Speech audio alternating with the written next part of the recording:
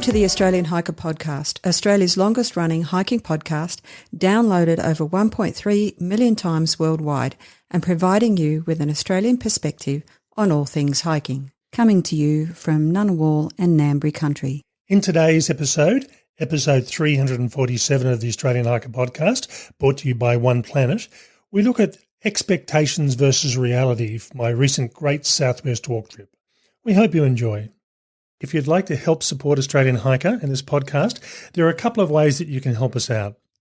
Firstly, by subscribing on your podcast host of choice so that each episode is available as soon as it's published. And if you have the opportunity, leave us a 5-star review. Another way to support us is go to the Australian Hiker website at www.australianhiker.com.au and click on the supporters page and buy us a coffee. You can do a one-off donation or become a monthly supporter. All donations are greatly appreciated and help us to continue producing this podcast and blog. Now let's get on to today's episode.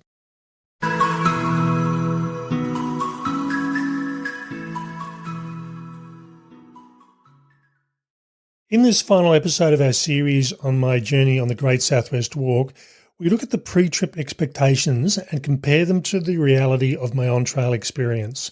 There's always expectations about what the trip will be like beforehand, and the reality certainly shakes that out. In addition, we'll provide some recommendations to assist you if you're planning on doing this trip yourself. So this is the final episode in the Great Southwest Walk series. And as usual, I always finish this off by doing a reality versus expectations episode. Never having done this walk before, I had expectations in my mind, at least, about what this walk was about and how it would proceed. And I think everybody does that sort of thing. It's all you can really do. If you're repeating a walk a second time, your expectations are pretty much set because you've actually done it. And particularly if it was a really good walk the first time, your expectations are quite high.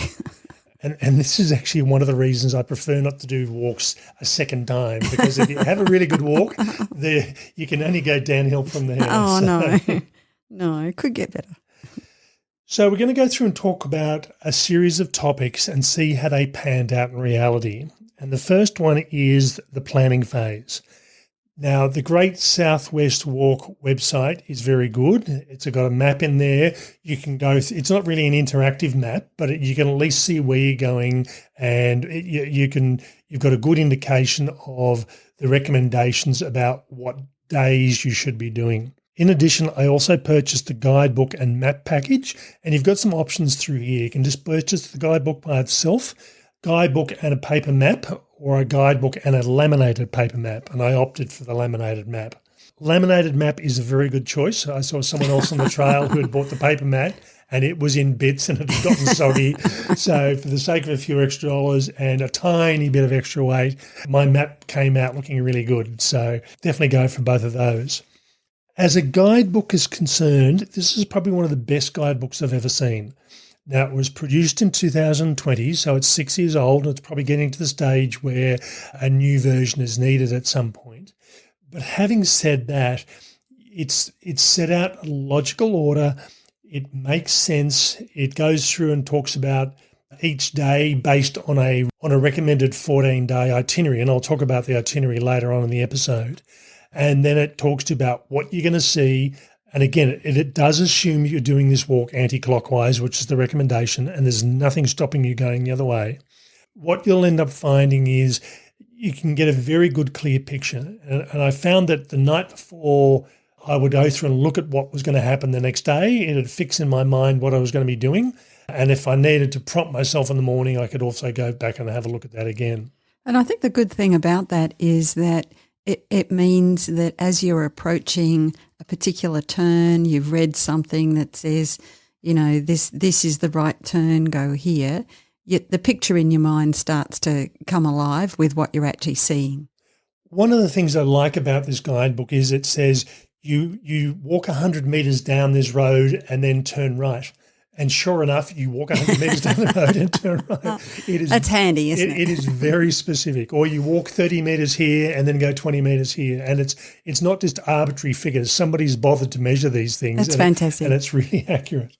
So it's actually quite handy. And I found that there was a couple of times through this walk where I'd confused myself, and there was one where I actually took the detour by mistake. I thought I was taking the main route and ended up taking the detour, and I'm thinking, where am I and what have I done? Yeah, and I was monitoring you and I was trying to message you to say, I think you're going the wrong way. And I was going the right way as far as the detour was concerned. And once I actually worked out, okay, yeah, this is what I've done, it wasn't a problem. But having that map and having the guidebook, considering there really isn't an interactive mapping system you can work with this. Yeah, that's right. And I had one of the other hikers I talked to who said that he'd actually downloaded some GPX files, but they weren't quite as accurate as he would have hoped. So the other hikers I did come across on this trail, they said they wished that they had have actually got the guidebook. And that was after them having a look at my copy. And they said, this is really good. Well, and that was pretty late in the trip too. It was late in the trip, yeah. So this is one of these occasions, I always do suggest getting the guidebook and the maps, but quite often the guidebook will stay at home. I use it more for planning. This is one of these books that really is worthwhile taking with you. And for the sake of around about, I think it's 300 grams and it's a compact little size, it's worthwhile taking. Transport, and this is the tricky part that I had to deal with through here. Originally, Jill and I were both going to be doing this walk, but when we started planning this, Middle East crisis was in full swing. There was some real concern about whether we were going to have fuel rationing, and at that point, Jill was on a bit of a time frame. She had to be back at work by a certain time. In my case, if I took 2 or 3 days later to get back, it wasn't an issue, but for Jill it was. So what ended up being a couples hike turned into a solo hike for that. Yes, I'm pretty disappointed about that, Tim. Had we have both been travelling down, taking our own car would have been financially the best option. Petrol for one person to drive down was just too prohibitive. And again, the risk was I could get down there but not get back. So I opted for going for public transport, which was the cheapest option for me at that time. Now, hindsight's really lovely. We could have actually both driven down there, got down there, done the walk and come back in time. Yeah. But you don't know that, and we didn't know that the way the conversations were happening in the media at the time. So I ended up catching a 4 a.m. bus from Canberra, which Jill dropped me off at. I did not know that people were up at that time waiting for buses, but there you go. Yeah, so I got up just after 3 o'clock, got dressed and got dropped off. So I ended up getting the bus down to Southern Cross Station in Melbourne. So I had, I think, what ended up being around about a 2-hour wait, which wasn't too bad.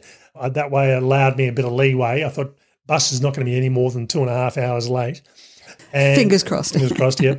And as part of the planning process, I'd already gone through and pre-booked all this, and Victoria was running free public transport. So the public transport didn't cost me anything getting down there from that, at least from the Melbourne or Victorian component of it. I had to pay for the bus fare down to Melbourne, and that was the most expensive part of the whole trip.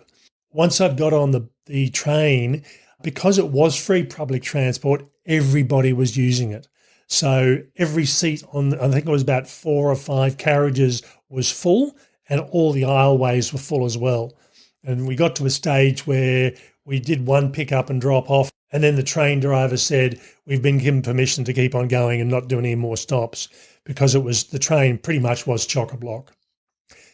They were doing some work on a couple of areas on some of the train stations. So rather than getting the train all the way through to Warrnambool and then getting a bus through to Portland, we ended up getting off a bit earlier and getting a bus through to Warrnambool and then another bus through to Portland.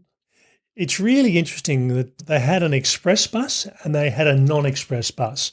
And my understanding was there was probably about an hour's difference between the two, and everyone obviously wanted the express bus. So the staff ended up having to boot some people off politely to allow a number of people who were going all the way through to Mount Gambier to get on there rather than doing the Cook's tour of Victoria.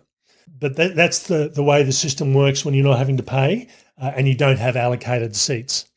I believe that they've extended the free buses and the free public transport for another month, but certainly when the system's back to normal, you know you've got allocated seats, you know what the timings are going to be like.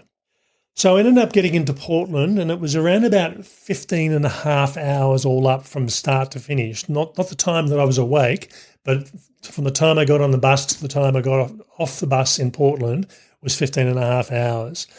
And I thought this was going to be a long day, so I ended up going through and giving myself a rest day. So had Jill and I been driving down, we would have basically started walking the next day, because it would have been about a 10 and a half hour trip, not a 15 and a half hour trip. Yeah, I would have been tired because I usually drive, but yeah, you would have been fine, Tim. Public transport does work quite well, but it is going to take you a while, and I do find it tiring. And we had eventually come across some people on the trail. There was one couple from Sydney who had driven down, and they said, look, if they end up getting stuck somewhere, that's fine. It's not a problem. If there was another person who was doing a section hike on this track, and he was just doing a one-day hike. So he drove from Melbourne outwards, which was, I think it was about 450 Ks, did his walk, came back, got his car, and then drove back. And then there was another individual as well from Melbourne who was getting public transport back to Melbourne. So plenty of options through here. And I must admit, the Victorian public transport system, like the Western Australian public transport system, makes it really easy if that's what you want to go through and do.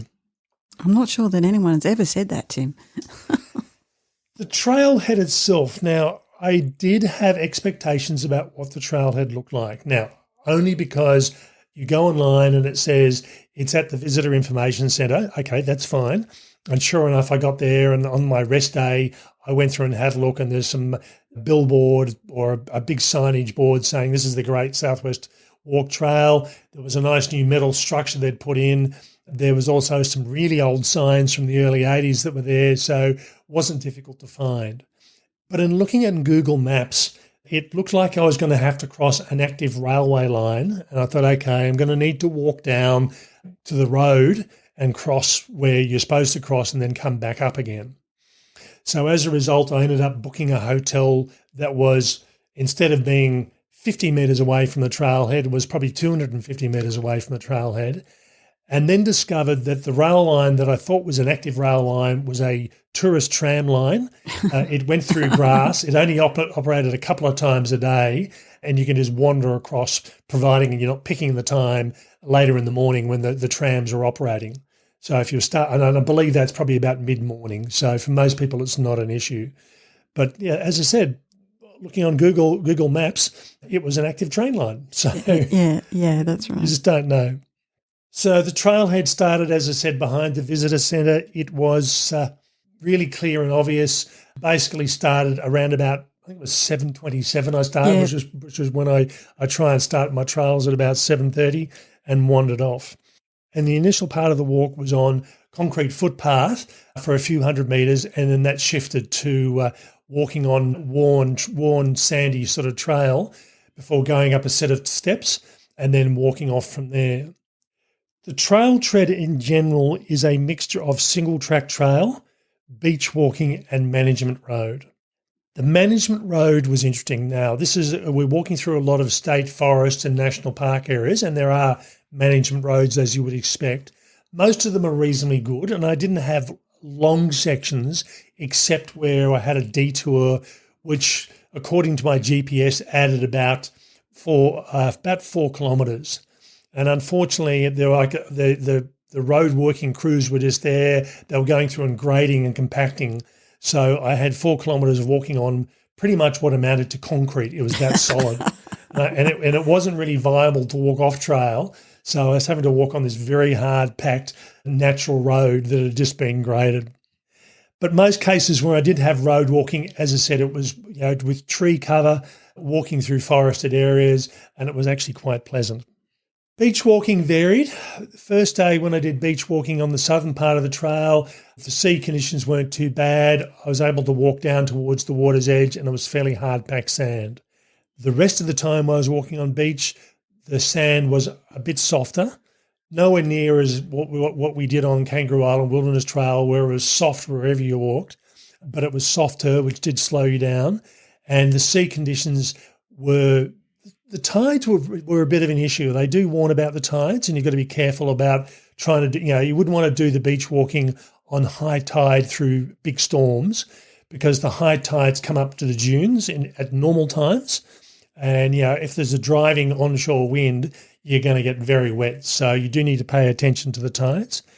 But I'm a big fan of beach walking and I love the ocean. So I combine hiking with coastal hiking, that's my happy place. One of the big things, and I'll talk about wildlife in a moment, is this is probably one of the best places for the wildlife on this trip. Campsite facilities. Now, the campsite facilities are pretty much a cookie cutter sort of process. You get a two-sided shelter with a roof. There's a table, there's wooden benches, and there's a water tank at the back on one of the walls on the back of that, and a fairly large water tank. So you're highly unlikely to run out of water, given the amount of rainfall that happens in this area, particularly over winter.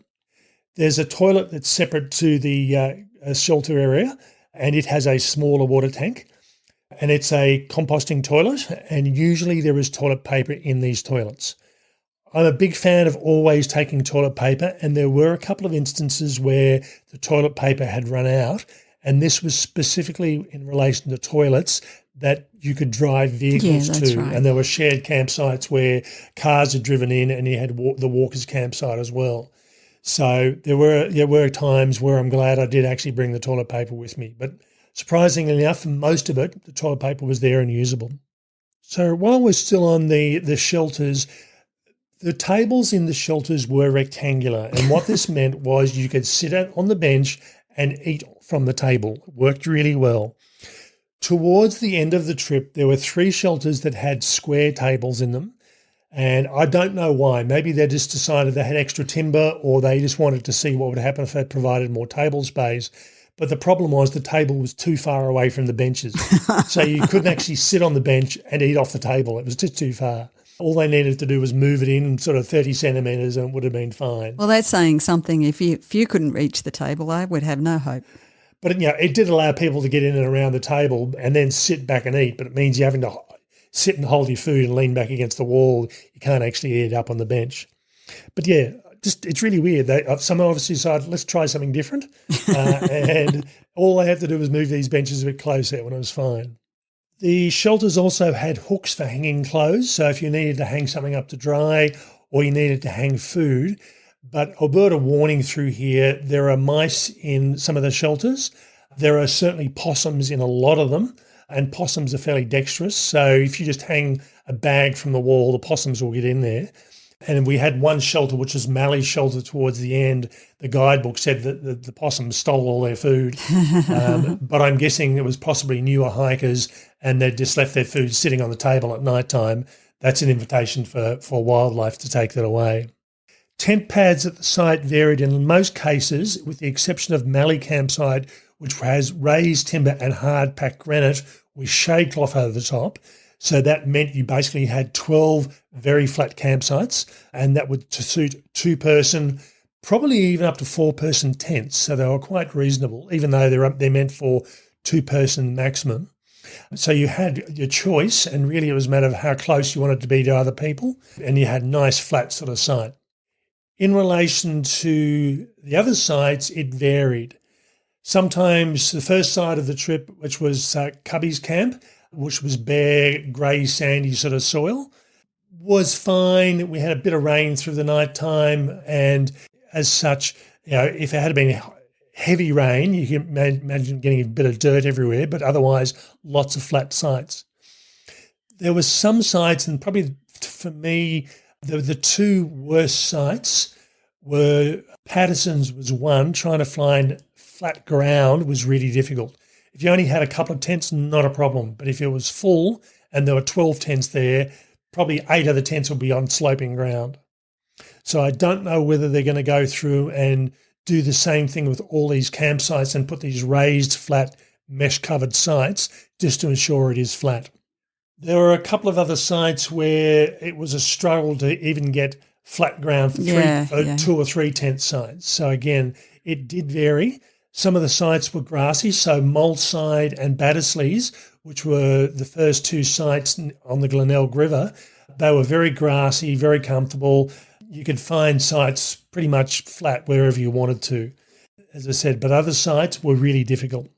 Just going back to the water tank before we go off infrastructure, the recommendation, and there are always signs saying, please filter this water. The state governments don't want to be held liable for people getting seriously ill. I know a lot of people do not filter, but every so often I will, if I have the ability to, I will get up and have a look at the gutters, and quite often we'll find it's full of possum poo, and you sit there and watch the birds who are getting drink turn around and then poop in the gutters themselves. So yeah, it's as much as people say, yeah, it's perfectly okay to drink, it's a risk. So it's whether you want to take that risk. So bring a filter. And one last thing on infrastructure, there was the occasional seat, particularly along the Glenelg River section, and also the odd memorial seat that had been put in there. It was a matter of finding the appropriate log.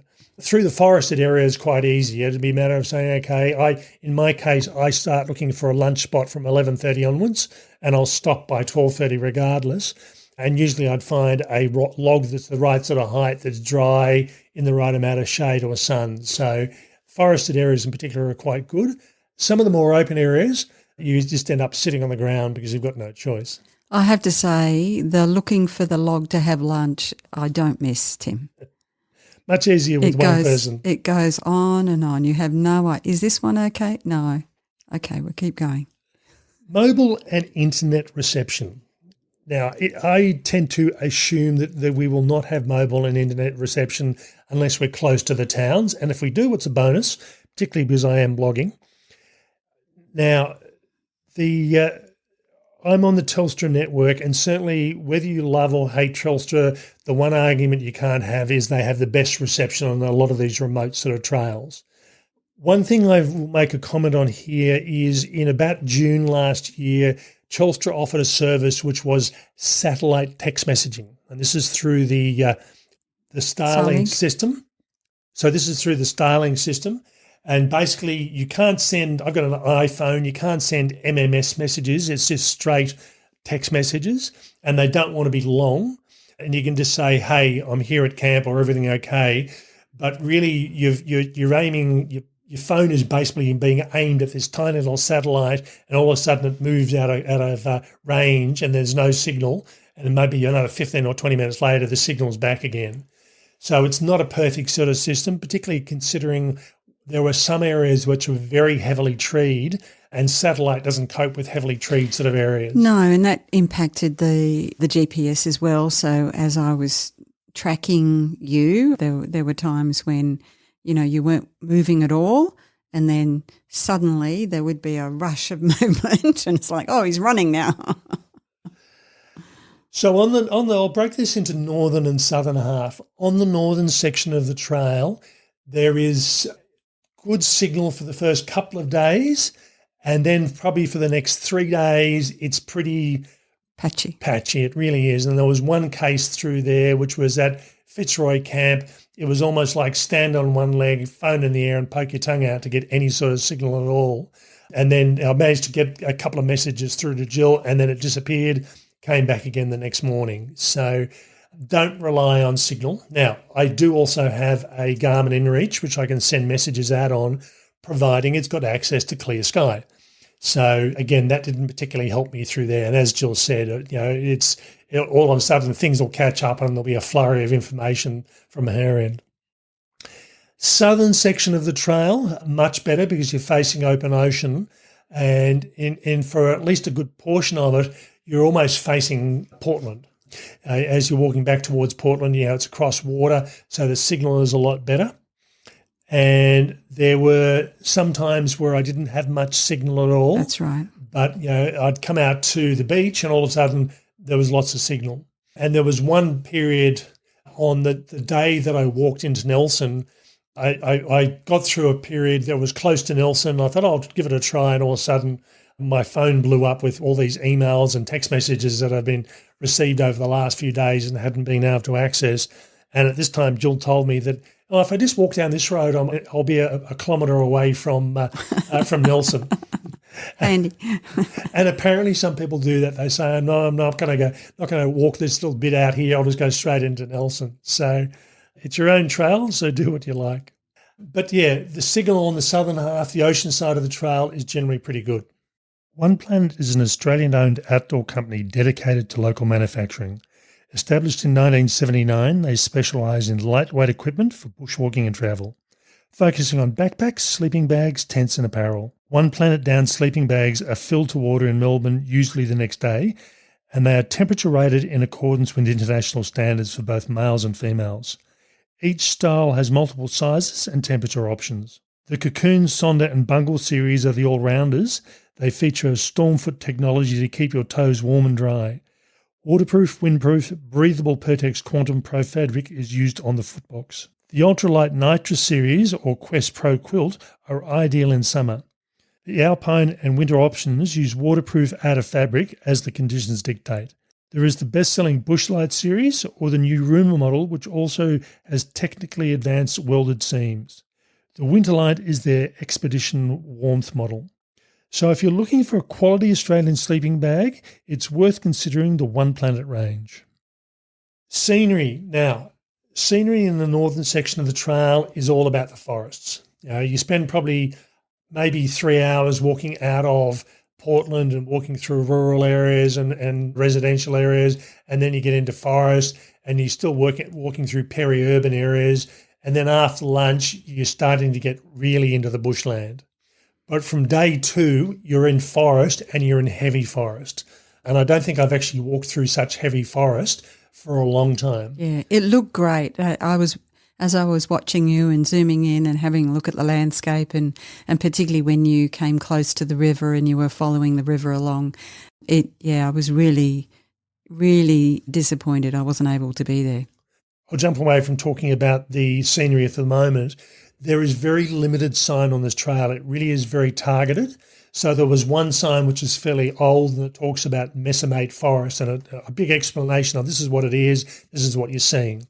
Or you'd get out to the coastal areas and I'd talk about this is where you'll see whales or this is what was in this area. But there's probably, if you're lucky, there might be 10, maybe 15 information signs on the whole trail, which is not a bad thing. I mean, you don't want to sign every kilometre, but it's what is there is what is considered to be key areas. So they put a sign in place through there. So pretty much for the whole northern section, you are walking in forest, and then you get to Moleside Camp, and then for the rest of the time into Nelson almost, you're following the Glenelg River.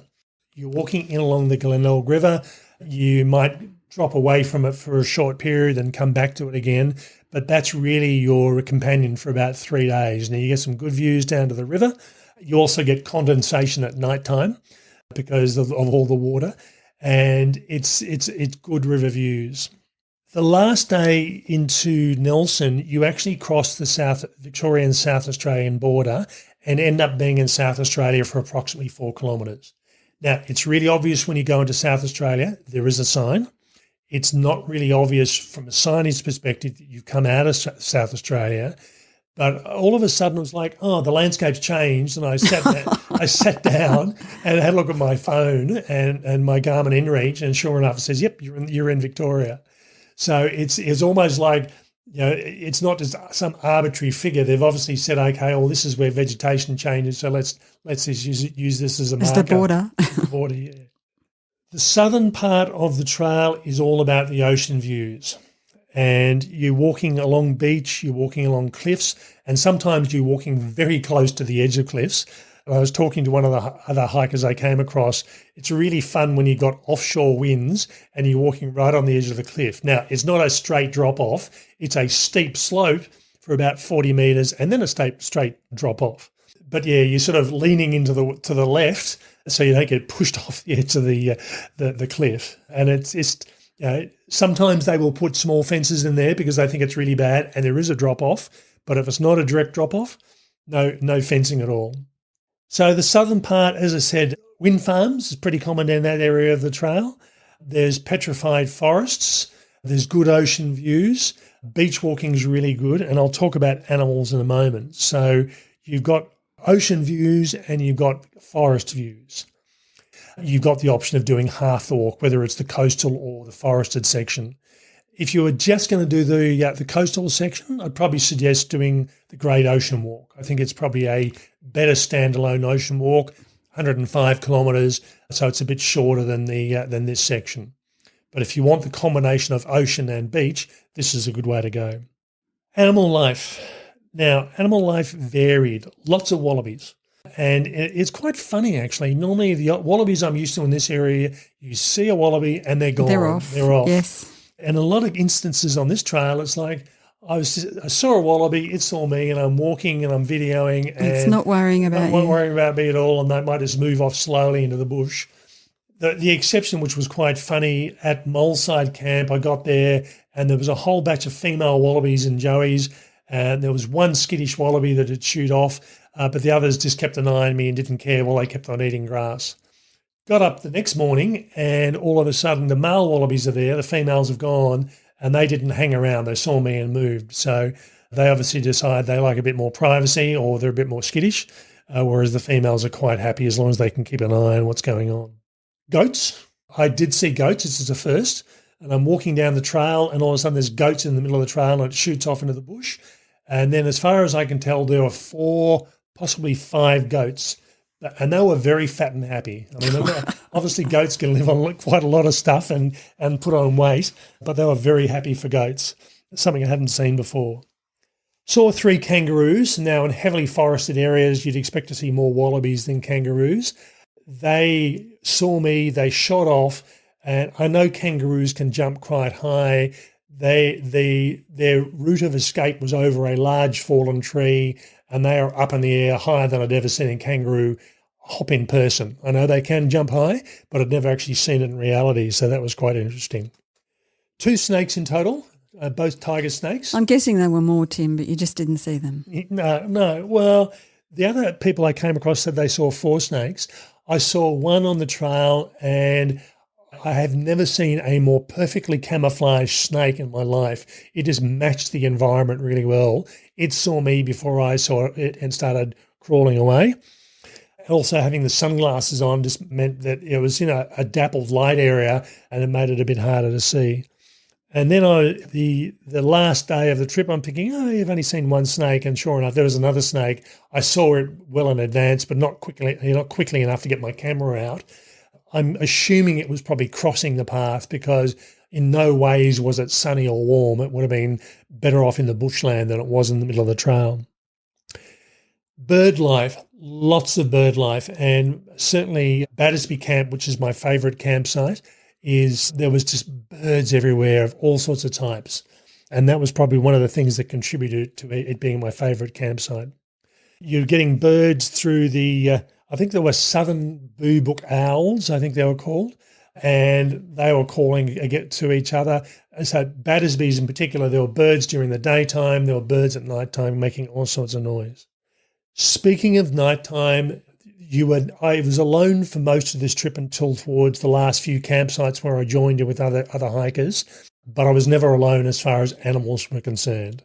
I would regularly have animals around my tent at nighttime.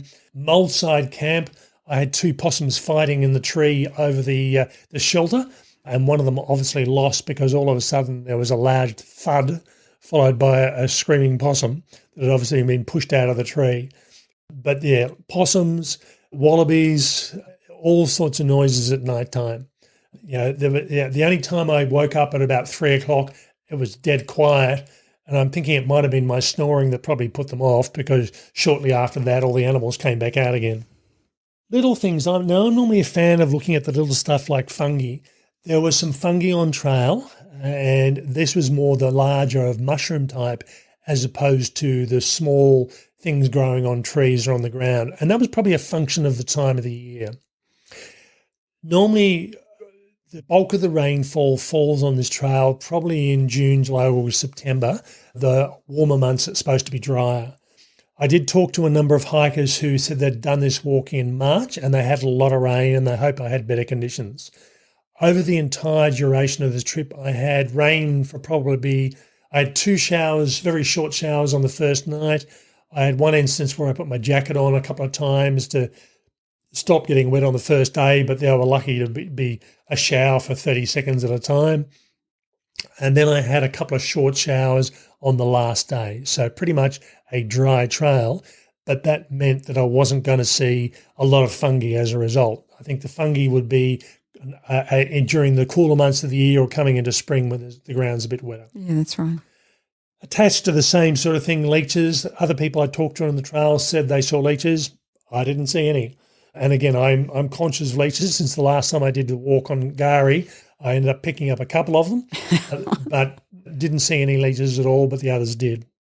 On weather-wise, I think it really is about luck of the draw. So we were originally going to be doing this walk in March, and it sounded like that was a wet month, but I'm not a fan of heat. Heat tends to suck the will to live out of me and really makes it much harder to push through the day. So we pushed it off till April, and that was good from the rainfall.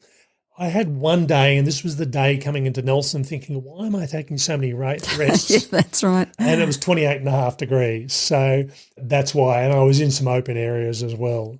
And I did have another day later on along the coastline, which was 27.5 degrees. But because I was along the coastline, I had the wind, which didn't feel so bad. Yeah. So it really is luck of the draw. But however, if you do this walk in June, July, August, expect a lot more rainy days and a lot more rain. But either way, I think it would be a good walk. But I was just lucky, I think, in my case. You might see more leeches at that time too. Yeah. Camping gas is also another thing. Now, I wasn't flying, so I did actually take my gas with me from Canberra, and I got by with a 100-gram gas canister for the whole trip. I didn't bother to check how much I've got left over on it, but it was no means empty. But these days, all I do is cook dinner and have a hot drink at dinner time. And some days I was having 2 hot drinks, and the occasional day I was having a cup of tea in the morning if I felt like it. But you can get gas in Portland. It's probably a bit more difficult to start accessing anything in Nelson. I'll talk about Nelson in a moment. But there is a couple of outdoor stores there and outdoor outfitters. So pretty much if you forget something, including a tent or a sleeping bag, you can always pick one up if you're really that desperate. You'll be fine, yeah. So in relation to the two cities, Portland is certainly the larger regional town. It has Woolworths, it has Aldi, it has IGA, and I'm not sure if it has Coles or not. It's got the main bus station through there. It's got lots of hotels, lots of takeaways. It's got a McDonald's. So it's certainly the bigger regional town. Nelson's a much smaller town in comparison, and there used to be a kiosk there that provided food and camping supplies. That's now gone. So the only real shop as such is the BP service station, which is also the Australia Post depot. So if you're going to mail your food ahead, you mail it through to the post office, which is BP service station, or you commit to your accommodation and get it mailed to your accommodation beforehand. But there is limited food there. I must admit, I stayed at the top of town. I had a 2.2 kilometre return trip to get a snack or get food. I went down and got... After all of the kilometres you've done, that would be nothing, Tim. It was. And you weren't carrying your pack. It was a hard day. The service station often does pizzas, but when I went in and said, we're not doing pizzas at the moment. Now, accommodation in Nelson, when I went through there, was really easy. I had my pick of it. However, had I have winged it the following weekend, it was booked up because... You were winged out. Yeah, because there was a jazz festival in Mount Gambier, and as a result, everyone was staying 30-odd kilometres away in Nelson to get accommodation, and it was fully booked out. So be very careful about winging it. I was lucky, but you may not be. So then we go on to miscellaneous. So tree blowdowns. There were some blowdowns in probably about 3 sections of the trail where it became annoying. But overall, you get the odd tree here and there, and typically they weren't big. But there was probably the 3 sections in the middle of the trail in the north, and they were planning on starting the tree clearing work not long after I'd gone through. So they do it, but they could go through and clear the entire trail today, and you go through tomorrow and another tree's fallen down. So it's just a fact of hiking. But yeah, it's good to get rid of the bulk of them. In some of the southern coastal areas, you get directed to go off the beach because you just can't get around the sea conditions on the rock platforms, even at the best of times. And in some of these cases, it's a bit hard to follow the trail. So in one instance, I was directed inland and thought, no, this is not working for me. So I went back out the beach. I actually ascended up onto the cliff line, up a gully, which was quite easy, and found the trail quite comfortable there. But again, this is one of these things where They might clear it once a year, and all of a sudden, you've had a good summer's worth of growth, and the trail has grown over again, particularly close to the coast. Yep. Yep. And trail signage. The trail signage overall was pretty good. They had a red arrowhead, points you in your direction, usually pretty good. There were a couple of instances, and there was one on the first day where I came out of a reserve. I got to a gate, and it was one of these gates where you weave in and out, and it said go left. I did. And then I'd been walking down the road for about 500 metres and thinking, am I in the right direction? So I had to stop, get my MacBook out, and thought, oh, yeah, I am heading in the right direction. But I must admit, I'm a big fan of saying turn left here or turn right here, and then when you've turned 20 or 30 metres down, there is another one. That just reinforces. Confirms you've got it right, yeah. So, but there was only a couple of instances where that would have been handy. But again, got the MacBook out, got the map out, and that just made things so much easier. How easy is this walk? Now, I was originally planning on doing the Grampians Peak Trail, which was 100 kilometres shorter, and I looked at that and thought there's some steeper inclines on this. There's a bit of, not rock scrambling, but having to climb up rocks as part of the trail. And I thought, given my hip replacement 12 months ago, I wanted something a bit easier. This by no means is an easy trail, but it is a relatively easy trail. So there's no way where you're climbing up steep mountains. The hardest parts of this walk are on some of the sand dunes where you've got a 30-metre climb, and it's a steep climb up some of these sand dunes, and you're just dragging yourself up, but that's just for a short period. Yeah, and I think the other thing is it's the overall distance as well, because it's quite a distance, 260-something kilometres, and you are essentially, at the very least, camping for half of it. So, you've got a good 7 or so days until you get to Nelson, where, you might opt to do some different accommodations. So I think those two things together for most people would probably, put it into the difficult space. Yeah, yeah. And it's, even when you were going from a river campsite up onto the top of the ridge and looking down on the river, it was a gradual incline. Yes, there were steep bits, but they weren't you weren't ascending 25 metres up the cliff face. You were steadily, you might be spending 300 or 400 metres getting up that 25 metres up the cliff. So it was actually quite good. The hardest parts of this walk probably, as I said, it was only because of the heat coming into that last day into Nelson. That was a long day, and the heat just sucked it out of me.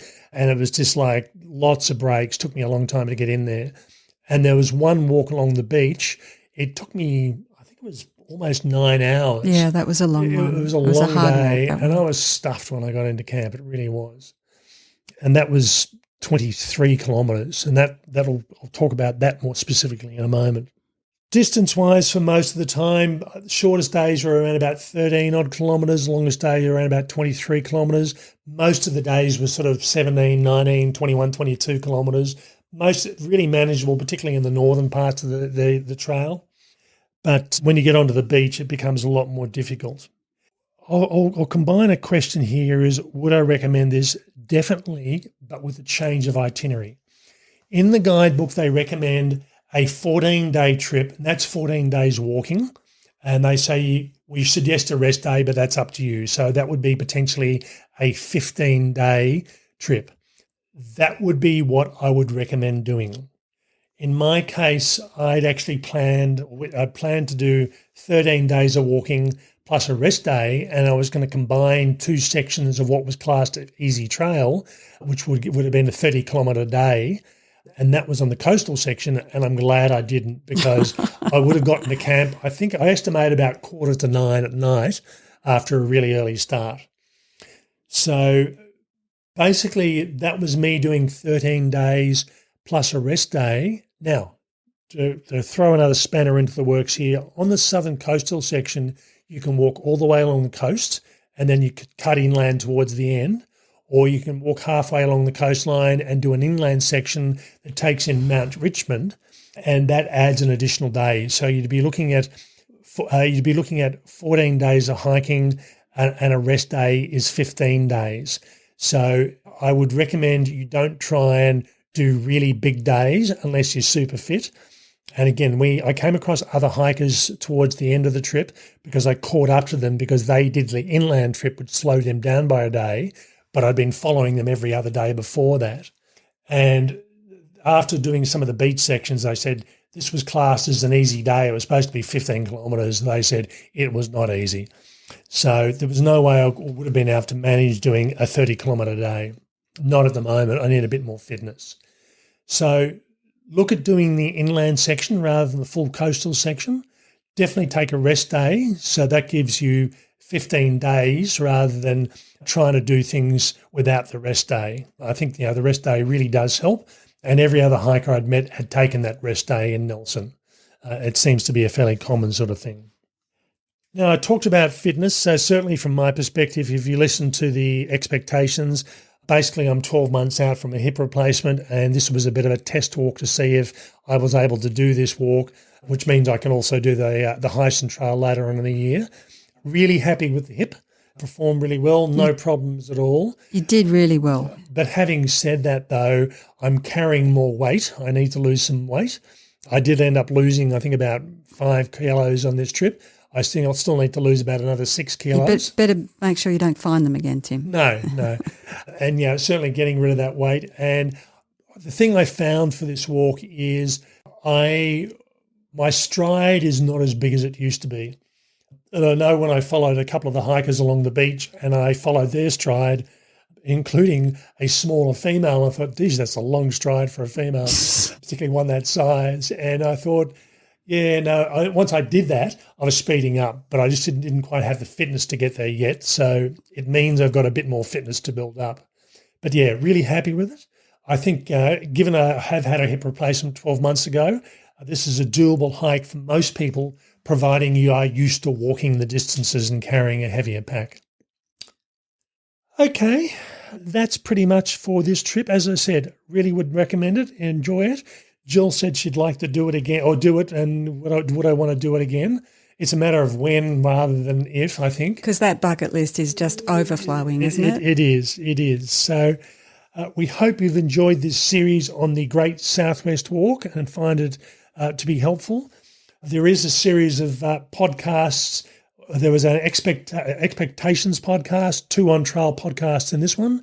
There is a full write-up, which talks about what I'm thinking about on each day, including photos. And then as part of that, there is a video slideshow, which is about 13 minutes long, which includes just about all the photos I took, not quite. I think there's about 600 photos went into that to give you a good indication of what I was seeing throughout the trip. Hope you've enjoyed this episode, brought to you by One Planet. That's all for me. Bye for now. And bye from me.